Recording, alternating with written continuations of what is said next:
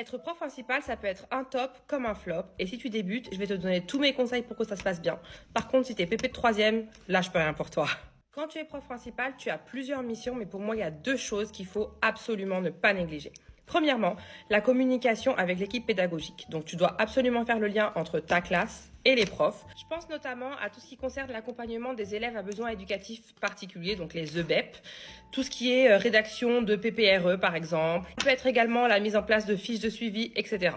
La deuxième chose qui est pour moi très importante, c'est la communication avec les familles. Quand tu es prof en général, c'est quelque chose de très important de rester en lien avec les familles des élèves, mais encore plus quand tu es pépé. Premièrement parce que tu as une vision d'ensemble sur la scolarité de l'élève, donc tu vois comment ça se passe dans toutes les disciplines et tu peux ensuite en faire un rapport aux familles. Donc si tu remarques par exemple des retards, si tu remarques un problème avec les devoirs, etc., tu peux en parler à la famille. Mais tu as aussi ce rôle d'accompagnement dans l'orientation des élèves.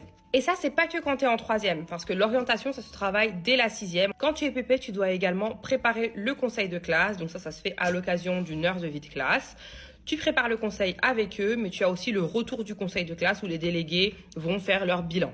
Et enfin, il y a un truc auquel on pense peu souvent, mais pour moi, fédérer le groupe classe, c'est une des responsabilités du prof principal. Et là, je pense à des activités de cohésion de groupe, des jeux qui vont faire en sorte que la classe se sente vraiment comme un groupe classe soudé, l'intégration de nouveaux élèves, etc.